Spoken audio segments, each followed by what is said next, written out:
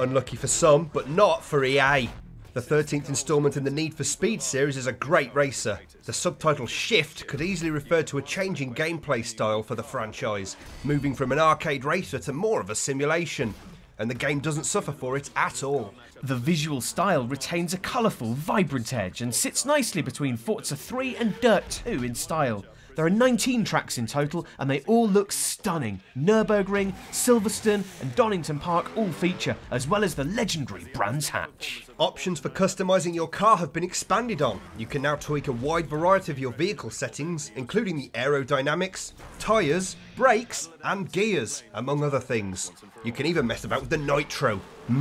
Speedy. In fact, this game features the largest number of high-performance cars in the history of the series. Players can expect to ride in the Pagani Zonda F, Porsche 911 GT2 and Lotus Elise. A lot of work has gone into creating a realistic cockpit view. You can now see your driver changing gears, for example, and the G-forces have been ramped up to give much more realistic reactions. Need for Speed Shift presents a tight, realistic driving experience and comes highly recommended from us.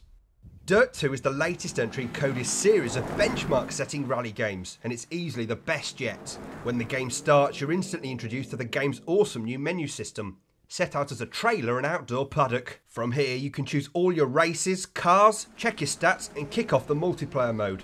The game takes place internationally. You'll be racing all over the world, from London to Japan, the States to Morocco and beyond. You start off as a rookie, and if you want to get to more impressive locations, you'll have to level up to unlock new races and progress through the discipline levels. You'll most likely be seeing a lot of crashes, rolls and collisions, and the damage animations show these up only too well. The handling is well implemented too. You can feel the subtle change in steering when you cross from gravel to tar. After a little practice, you'll be able to pull off some great overtakes and lengthy power slides. And there's a useful new addition, the flashback button, where if you make a mistake, you can instantly rewind. Rewind! All right, Craig. To before the crash and try again with a different approach. Dirt 2 is a down and dirty rally game that puts you at the very heart of the hyper-real racing action. It's pacey, exciting to play, gorgeous to look at. Dirt 2 will keep you playing for months. So what's new in Forza 3?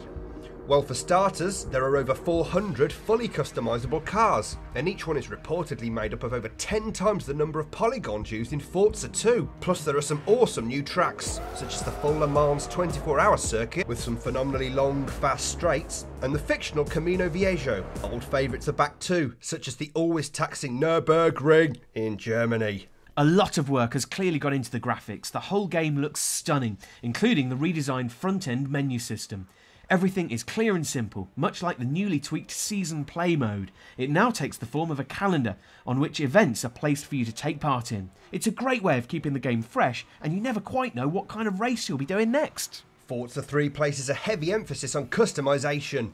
You can play this game however you want to, thanks to Turn 10's fully customisable difficulty settings. If you're a noob, there's even the option to hire a driver. Just be wary, this will significantly cut into your earnings. The game is one you can really get absorbed into, and it stands as the finest racing game on the 360 to date.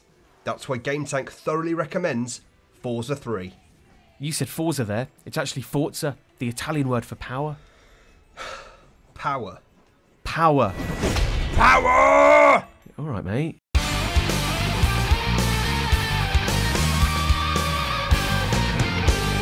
Keep it real. Keep it GameTank.